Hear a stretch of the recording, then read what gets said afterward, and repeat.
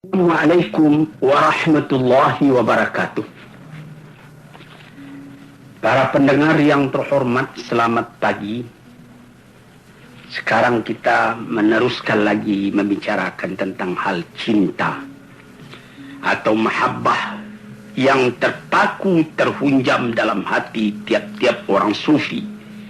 Orang yang telah membersihkan jiwanya supaya lebih dekat dia kepada Tuhan. Ibaratnya, kalau kita pergi ke kaca besar yang ada di hadapan kamar kita. Kalau kaca itu kotor atau berkabut, hendaklah dibersihkan lebih dulu kotorannya itu atau kabutnya itu. Sehingga jernih. Apabila telah jernih, jelas muka kita kelihatan di dalamnya. Maka kalau sekiranya kacanya sendiri kotor, berdebu, berkabut, terhalanglah kita untuk melihat apa hakikat yang sebenarnya daripada diri itu. Dan lebih celaka lagi kalau kabut itu terjadi di balik di sebelah sana, sehingga tidak dapat kita menggosok, dia berkabut juga. Sebagai kalau kita naik kapal udara, itu kerahnya, plastiknya 2 tingkat.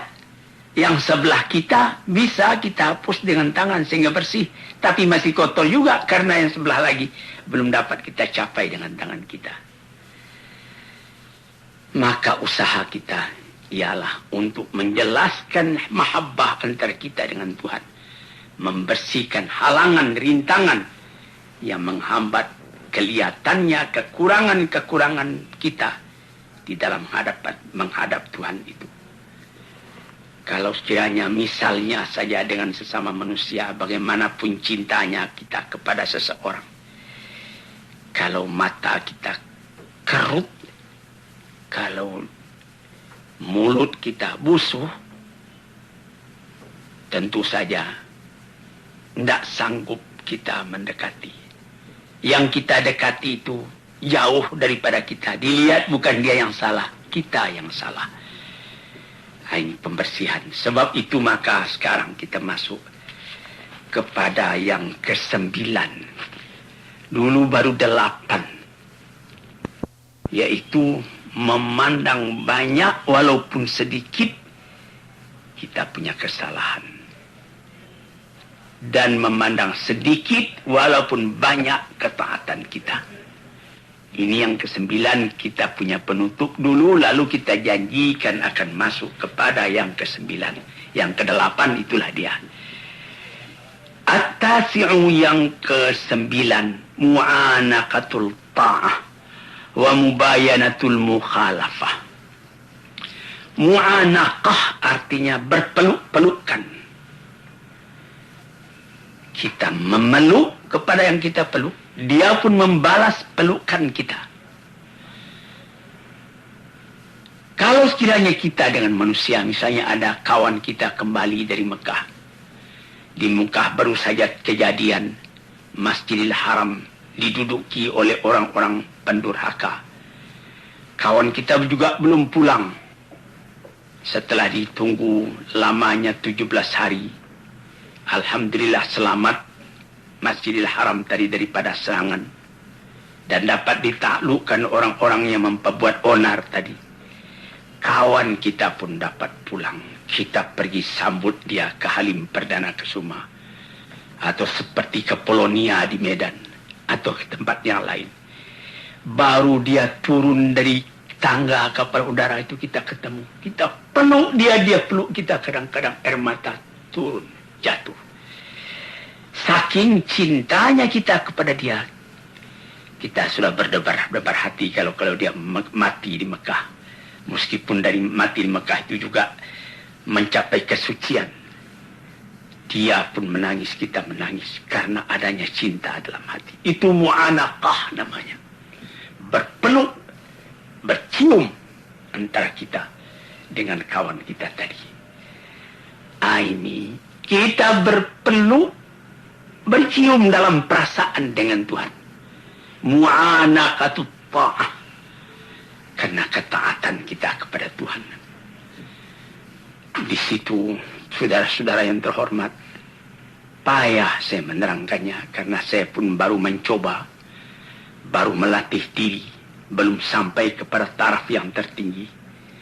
Bagaimana perasaan kita kadang-kadang apabila kita sampai kepada bacaan inna salati wa nusuki wa mahyaya wa mamati lillahi rabbil alamin la syarika lahu wa bidzalika umirtu wa ana minal muslimin. Sembahyangku, ibadatku, bahkan hidupku dan matiku semua aku serahkan kepada Allah. Ini kita bertelut, menundukkan kepala, melintuhkan hati, menegakkan taat setia kepada Tuhan. Apabila kita punya permintaan dikabulkan, dari sebab tunduknya hati dan ikhlasnya kepada Allah, akhirnya kecintaan kita itu dibalas. Itu namanya mu'anaqatut ta'ah. Berpeluk-pelukan kita dengan yang kita sembah itu karena ketaatan. Wa mubayanatul mukhalafah, artinya lain daripada yang lain. Kalau sekiranya dalam kita sembahyang menghadap kepada Tuhan, kita diganggu oleh perasaan yang lain, oleh amwalun iqtaraftumuha tijaratun takhshawna kasada wa masakinu tardawna. Kita diganggu oleh rumah tangga, oleh kekayaan, oleh kebun, oleh gedung, oleh anak, oleh istri, oleh keluarga. Mubayanatil mukhalafah. Bukan itu yang aku tuju, ya Tuhanku. Engkau yang aku tuju. Yang lain-lain itu alam semua. Hari ini dengan aku, besok meninggalkan aku, atau aku meninggalkan dia. Maka bertambah sebagaimana, maka bertambah teguhlah kecintaan tadi. Sebab itu maka dikatakan oleh ulama-ulama yang telah mendalam dzauqnya, ibadat yang dikerjakan dengan taat setia itu menambah cinta kita kepada Allah Subhanahu wa taala. Itu kita bisa uji sendiri. Misalnya datang waktu kita sudah dengar azan di masjid, Allahu Akbar, kita siap, kita pergi ambil wudu, kita sembahyang di awal waktunya, kita kerjakan dengan tertib. Wah, bukan main. Itu mu'anaqatut ta'ah namanya. Tapi kalau kita sudah mulai melalaikan, pukul 12 tengah hari masuk waktu zuhur, pukul 2:30 baru kita kerjakan zuhur tadi. Nampak bahwa kita cinta kepada Tuhan itu kendor. Nah, di sini tuan-tuan yang terhormat, yang ke-9. Jadi perkataan ini adalah dari seorang sufi, Sahal bin Abdullah At-Tusturi namanya. Yang ke-10, dukhulu sifatil mahbubi alal badalil min sifatil muhib. Ini ada seorang sufi namanya Junaid al-Baghdadi mengatakan, yang mahabbah itu, cinta kepada Allah itu ialah masuknya sifat Tuhan yang dicintai itu ke dalam diri kita sebagai ganti daripada sifat yang mencintai, yaitu sifat kita sendiri. Ini lebih mendalam lagi perkataan dari Junaid al-Baghdadi ini. Sehingga yaitu sebutan yang dicintai itu Allah, sifatnya Rahman, asma'nya Wadud, Ghafur, Jabbar, Qahar, 99 banyaknya. Sama sekali memenuhi kepada hati orang yang mencintai.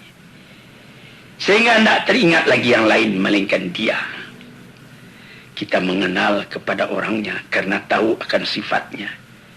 Bertambah kita melihat akan sifat Allah di dalam alam. Bertambah kita tidak ingat lagi kepada alam, tapi kita ingat kepada Allah. Sehingga pernah dikatakan oleh sufi, ketika Abu Yazid Bustami pergi tawaf. Dan ketika dia pulang ditanyai oleh muridnya, apa yang Tuan rasakan? Mula saya masuk, saya lihat Ka'bah.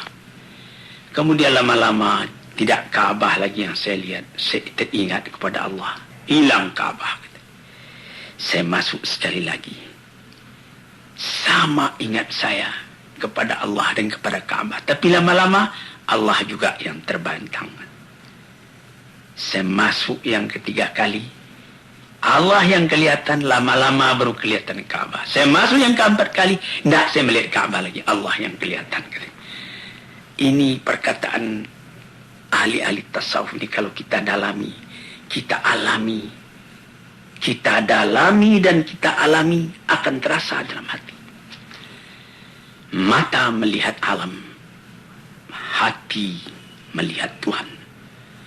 Sehingga kemana saja mata memandang, bukan alam yang nampak lagi, Allah yang kelihatan. Dari basar kepada basirah. Jadi katanya Junaid al-Baghdadi itulah mempengaruhi sebutan yang kita cintai itu, sifatnya, namanya di dalam hati kita. Sehingga tidak ada lagi yang lain melainkan itu yang memenuhi hati. Perasaan kita, penanggapan kita yang mempengaruhi ialah perasaan itu. Sehingga segala perasaan, segala penanggapan bertukar sama sekali. Mendapatkan Tuhan. Dengan demikian itu bertambah lama karena latihan itu bertambah bergantilah sifat kita yang tercela kepada sifat Tuhan yang terpuji, yang tercinta.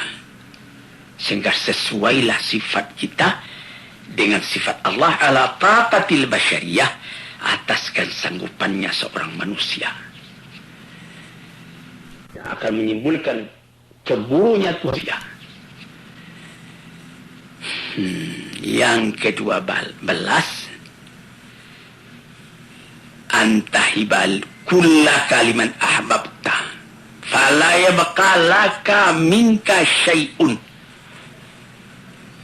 Engkau berikan keseluruhannya kepada yang engkau cintai.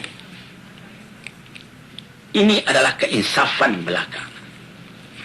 Karena kalau kita fikirkan, tidak ada yang kita punya di dalam alam ini.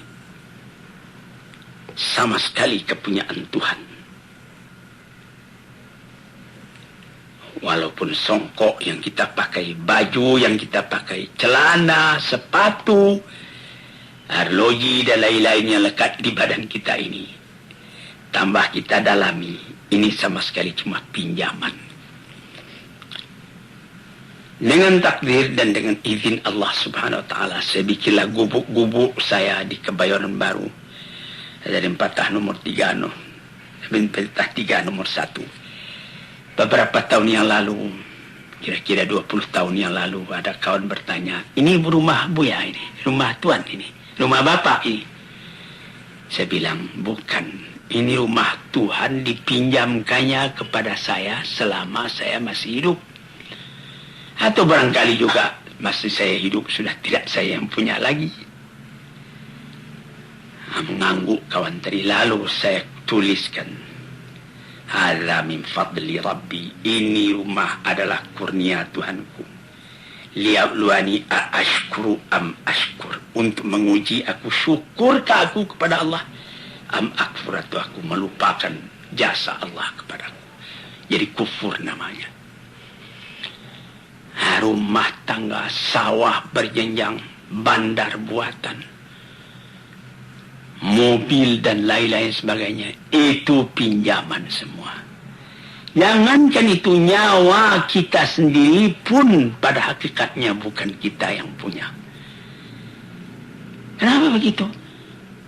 Yang kita punya kan kita menguasainya. Apakah Tuhan berkuasa atas nyawa Tuhan?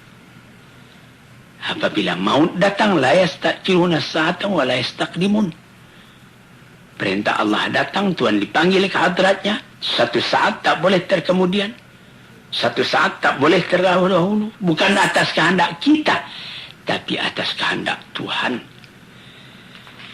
Jadi dengan jalan seperti itu kita pun insaflah. Karena memang tidak kita yang punya. Berikan semua kepada Tuhan. Tidak ada di tangan engkau suatu juga lagi, melainkan pinjaman dari Tuhan. Inilah perkataan dari Abu Abdullah Al-Qurashi, seorang sufi lagi. Demikianlah kata beliau tujuan cinta dan hukumnya. Berikan iradat engkau, kemauan engkau, kehendak engkau, perbuatan engkau, harta engkau, waktu engkau kepada Allah, kepada yang engkau cintai itu. Engkau jadikan semuanya itu terikat di dalam ridha Allah dan kecintaan Allah. Tidak ada kita hendak menganiaya kepada Allah. Tidak ada engkau mengambil untuk diri engkau sendiri kecuali apa yang diberikan oleh Allah. Dengan keinsafan ini pinjaman. Fata'khudhahu ma minhu lahu. Engkau boleh ambil itu semua dengan tidak engkau lupakan bahwa ini cuma pinjaman. Yang ke-12. Antamhu minal qalbi ma siwal mahbub. Ini perkataan Shibli. Tadi itu ada perkataan dari Abdullah Al-Tusturi, Sahal bin Abdullah Al-Tusturi.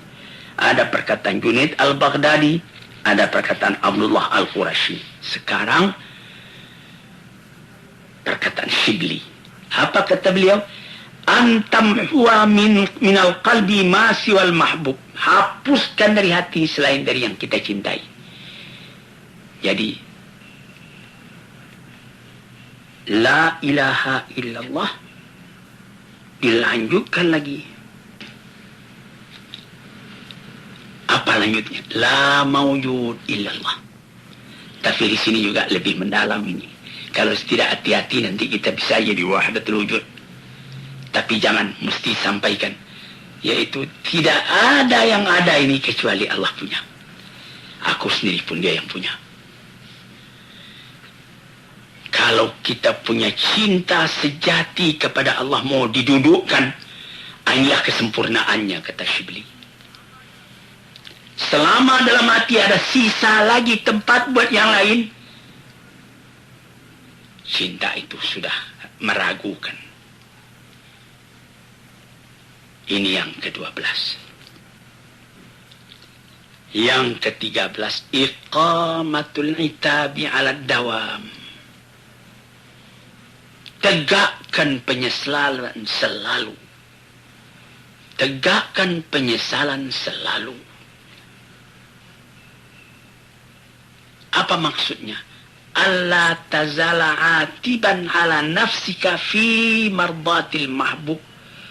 Wa la tarda lahu fiha amalan wala halan. Yaitu engkau selalu menyesali dirimu. Apakah pekerjaanmu ini sudah sempurna? Masih belum. Masih banyak yang kurang. Nikmat terlalu banyak sebagaimana di dalam nomor 7 dulu, istiqlalul kathir min nafsika wa istiktharul qalil min habibika. Memandang sedikit walaupun banyak yang engkau kerjakan.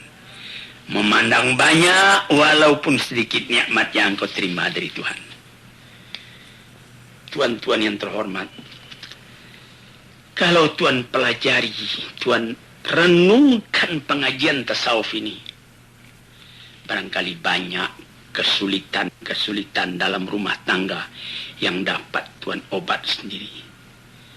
Saya hampir tiap petang orang datang ke rumah saya, mengadakan konsultasi, menanyakan keadaannya, menyebut kesusahannya, dan lain-lain sebagainya. Ada yang mengatakan, saya sudah menjalankan fatwa Bapak. Saya sudah tahajud kalau malam. Kalau siangnya saya sudah sembahyang duha sampai 8 rakaat. Saya sudah mengerjakan sembahyang tobat hampir saban hari. Saya sudah mengerjakan sembahyang tasbih dan lain-lain sebagainya. Apakah itu sudah sempurna? Disinilah kaji yang ke-13. Selalu tanyai diri.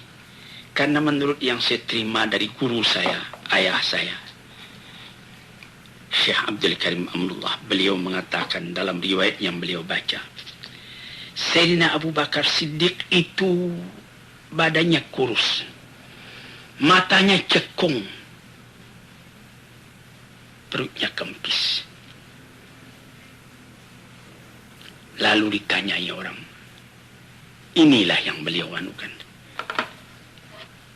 Selalu menyelidiki diri, menyesali diri masih kekurangan.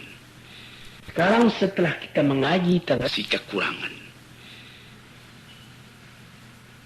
belum tercapai apa yang dikehendaki oleh Tuhan yang dicintai. Pandang diri ini kecil.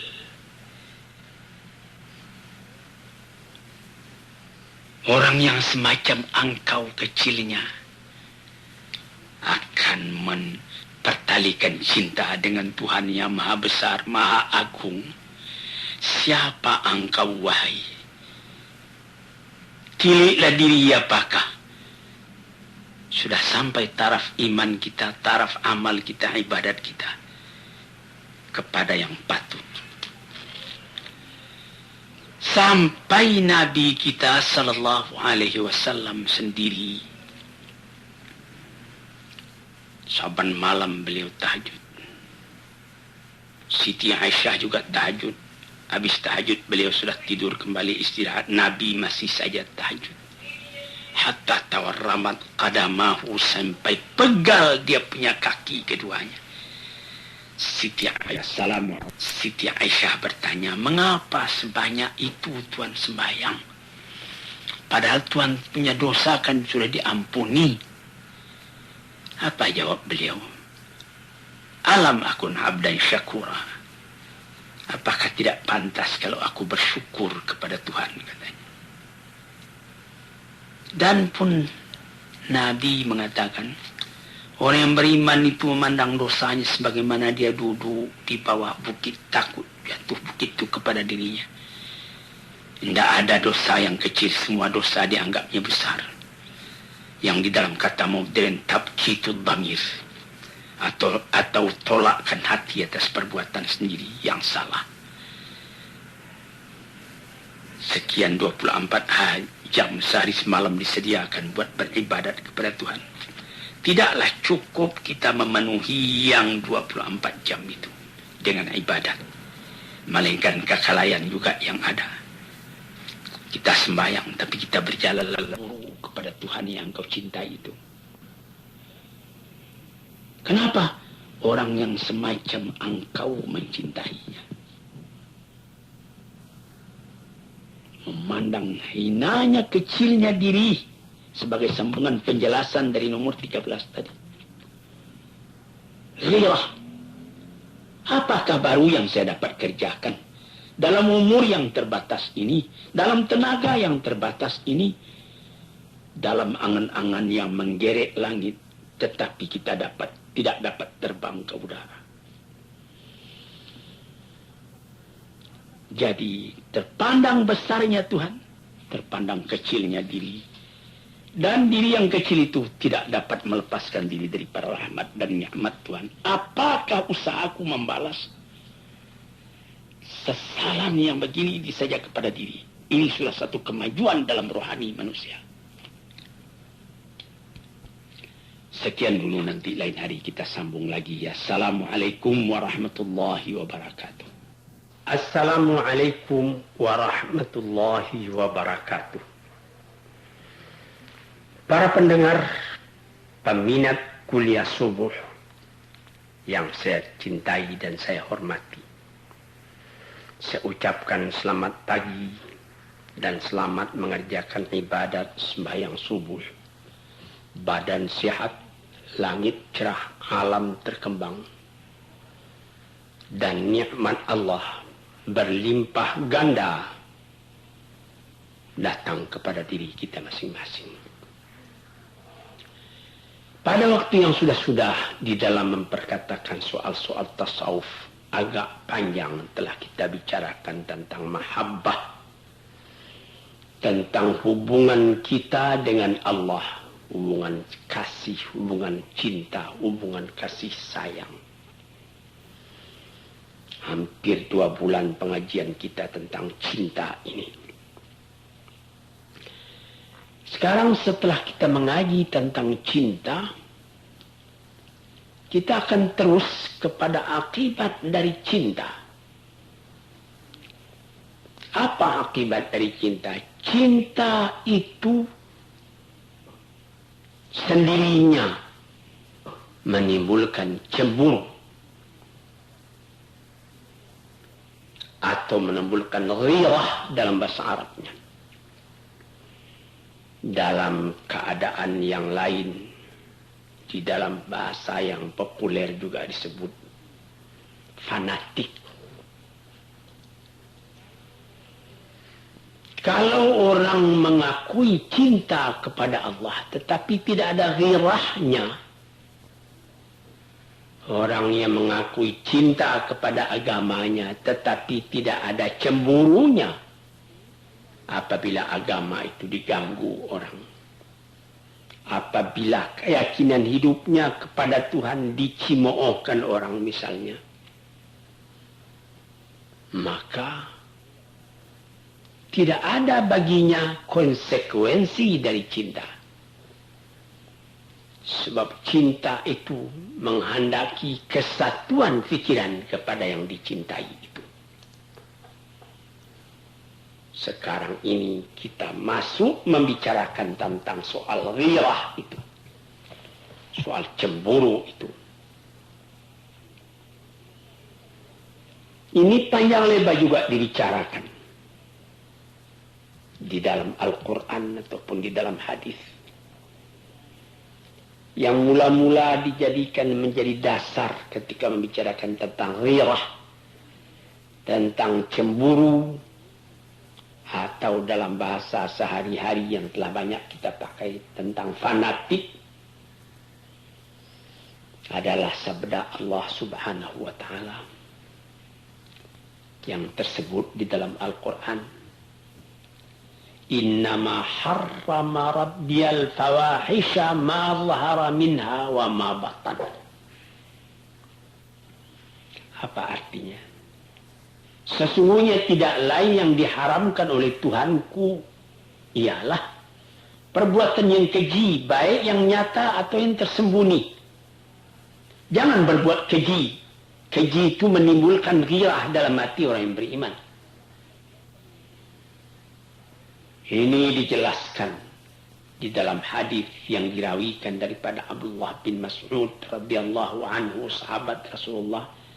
Di dalam sebuah hadis yang sahih riwayat Bukhari dan Muslim, qala Rasulullah sallallahu alaihi wasallam ma ahadun aghyar min Allah. Tidak ada sesuatu jua pun yang lebih cemburu dari Allah. Allah itu sangat pencemburu. Buktinya ialah dia mengharamkan segala perbuatan yang keji, baik yang terang atau yang tersembunyi. Allah tidak mau itu. Maunya Allah Ta'ala itu yang bersih. Jadi kita mesti berusaha. Tambah lama kita tambah bersih, tambah kita dekat kepada Allah Subhanahu wa Ta'ala. Tambah kita punya cinta berpadu dengan Tuhan. Nah, di sini kita melihat Tuhan Allah itu katanya dalam hadis ini, tidak ada seorang pun yang lebih cemburu dari Allah. Setengah daripada tanda cemburunya, Tuhan itu mengharamkan perbuatan yang keji, baik perbuatan itu nyata, kelihatan, atau perbuatan itu batin. Perbuatan yang misalnya yang zahir. Misalnya anak muda mengganggu seorang gadis misalnya di tengah jalan, itu namanya perbuatan keji. Atau Tidak kelihatan oleh orang lain, tapi dalam hati kita sendiri ada niat busuk. Nah, itu amabatan namanya. Kita ketawa dengan orang, tapi kita punya hati benci kepada orang. Nah, itu namanya yang batin itu. Kita hendak menganiaya kepada orang tadi. Nah, sebab itu maka dijagalah perbuatan yang zahir yang akan nyata kepada sesama manusia, atau akidah yang batin. Kalau sekiranya rasa-rasa batin itu masuk, lekas perangi. A'udzubillah, aku berlindung kepada Allah. Sehingga hilang perasaan-perasaan yang tadinya yang batin itu. Jadi di situ maka kecemburuan Tuhan itu pun dapat dihindarkan.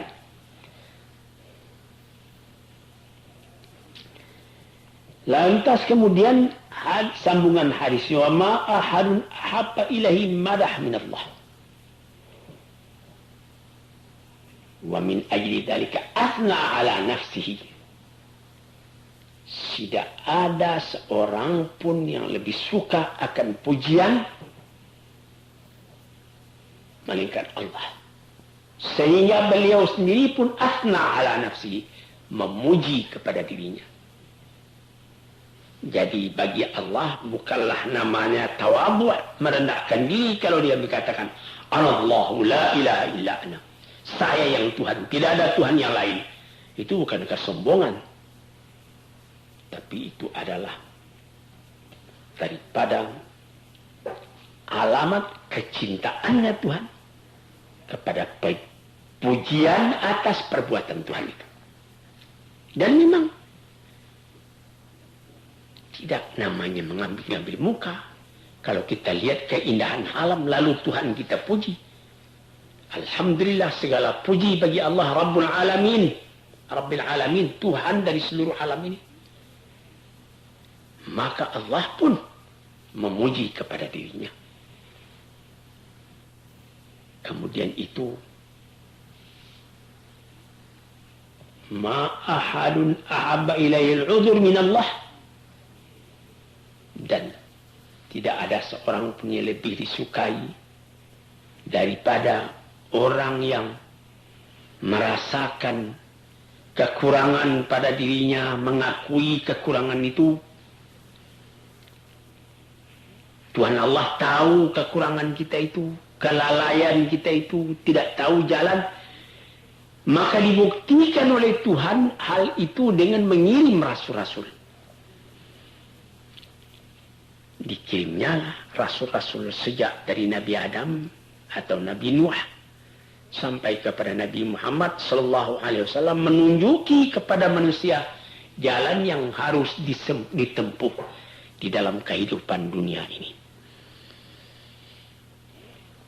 Jadi di dalam hadis yang sahih yang lain yang dirawikan oleh Abi Salmah dari Abi Hurairah radhiyallahu anhu, Rasulullah pun pernah mengatakan, innallaha yaghar wa innal mu'mina yaghar wa ghairatullah an ya'ti al-'abdu mahram alaihi. Tuhan Allah itu menurut hadis yang sahih ini pencemburu. Orang mukmin pun pencemburu sebagai cemburunya Allah itu. Maka ghirahnya Allah itu yaitu yang akan menimbulkan cemburunya Tuhan kalau ada hambanya yang sengaja berbuat barang yang dilarang oleh Allah. Itu Allah tidak suka. Dia cemburu keadaan demikian itu. Mengapa demikian? Nah, kalau tidak ada cemburunya itu tanda tidak ada cinta. Kita bawa saja misalnya kepada misal yang lahir dalam kehidupan kita sendiri. Kita mengatakan cinta kepada istri. Cinta sejati kepada istri. Tulus ikhlas sehidup semati. Lalu tentu kita tidak senang kalau ada orang lain yang pergi mengganggu istri kita itu. Kita cemburu. Lalu ada orang dibiarkannya saja istrinya. bermain-main bersanda gurau dengan laki-laki lain. Nah, itu orang dikeragui cintanya. Tandanya cintanya itu tidak bulat. Atau barangkali orang itu dayuh. Tidak ada lagi rasa cemburu dalam hatinya. Ini orang-orang celaka. Sebagaimana pepatah orang Arab.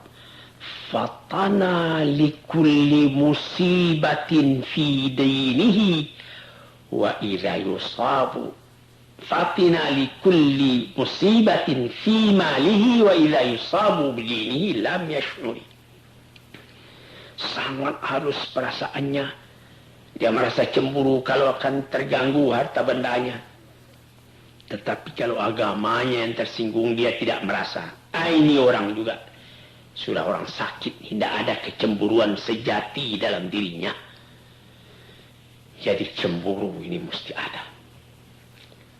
Kita sebagai umat yang beragama mesti ada cemburu. Karena dari sebab cinta kita kepada agama tadi. Misalnya ada orang diinjak-injaknya Quran. Lalu kita ketawa saja. Tandanya kita tidak beres. Tandanya kita tidak menghargai Al-Quran. Demikianlah seterusnya. Jadi cinta itu adalah akibat, cemburu itu adalah akibat dari cinta.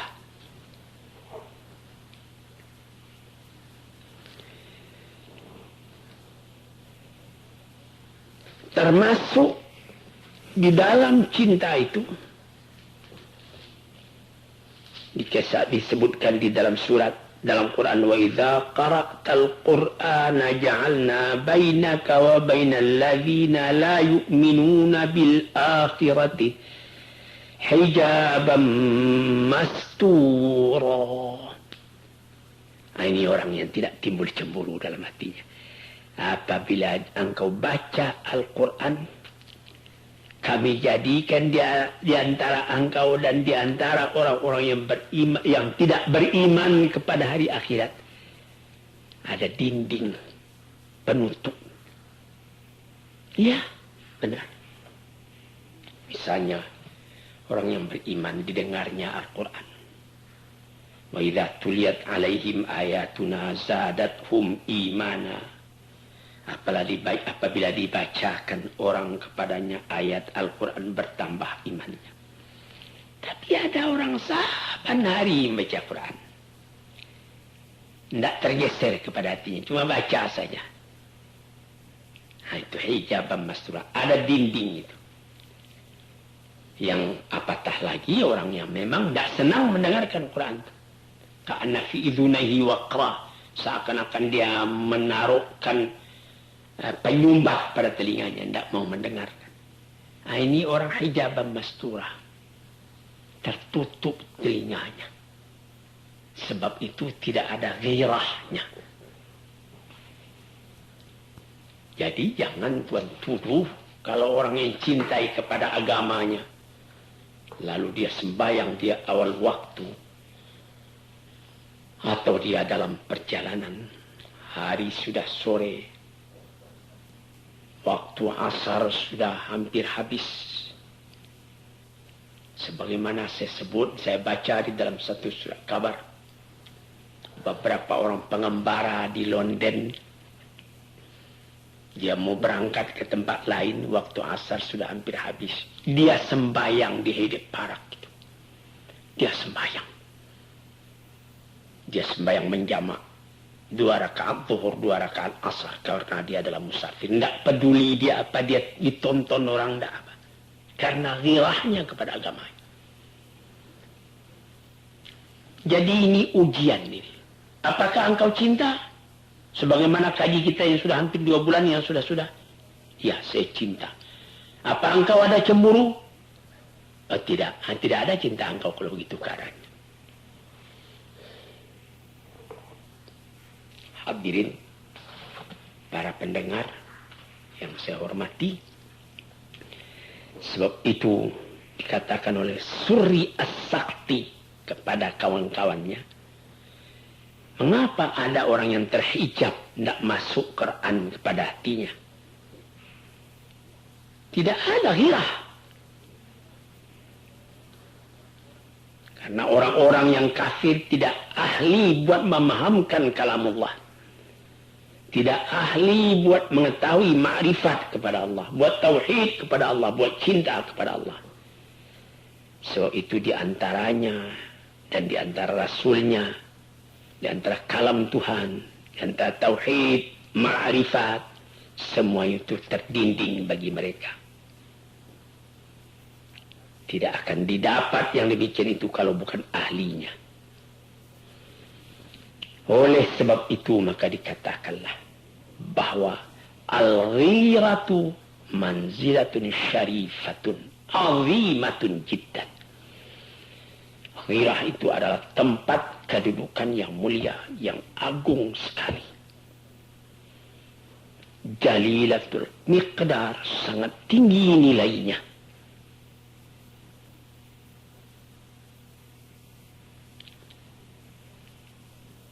Nah, di situ. Jadi ghirah itu yaitu tidak suka dicampuri, tidak suka diganggu-gugat hubungan kita yang begitu mesra dengan yang paling kita cinta. Dan sangat kita menjaga agar cinta yang menghubungkan kita kepada yang kita cintai itu, yaitu kepada Allah Subhanahu wa Ta'ala, tetap melekat kepada kita. Jangan terganggu oleh yang lain.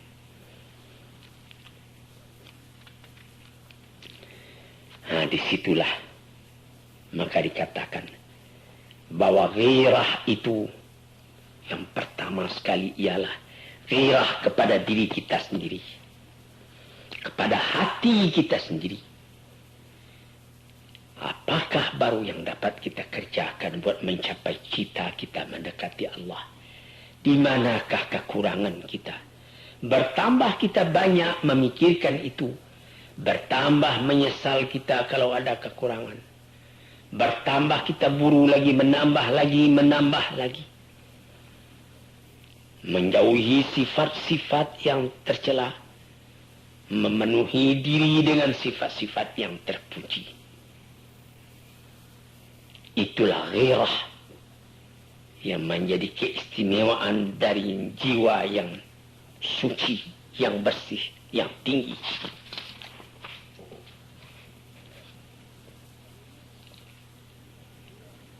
Maka jiwa atau diri yang rendah tidak dapat mencapai itu. Menurut kemuliaan diri dan ketinggian cita-citanya, disitulah letak ketinggian yang akan dicapai pula oleh tingkat ghirahnya itu.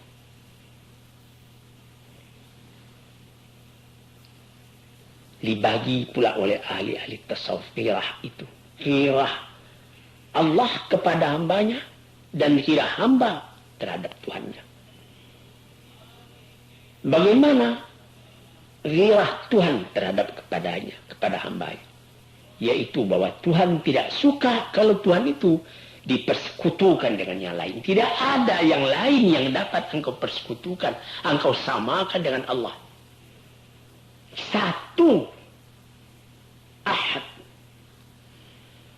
Sehingga Bilal bin Rabah ketika dia sudah dijemur di cahaya matahari, dihimpit badannya dengan batu, cuma tunjuknya saling yang bergerak, cuma tinggal tunjuk. Ahad, Allah satu, Allah satu.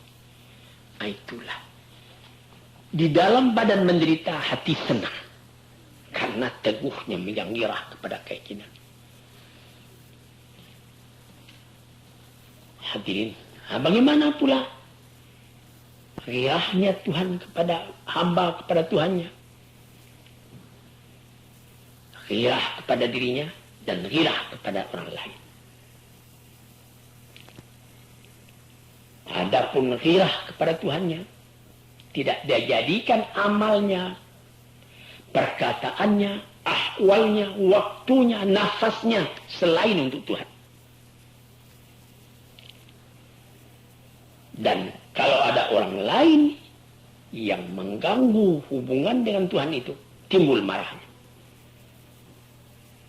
Dan dia tidak mau kalau haknya dengan Tuhan itu dipandang enteng oleh orang yang memandang enteng. Hadirin yang terhormat, kita habisi hingga itu dulu. Agak 2-3 kali lagi kita bicarakan pula tentang hal ghirah itu. Ghirah akibat daripada mahabbah. Assalamualaikum warahmatullahi wabarakatuh.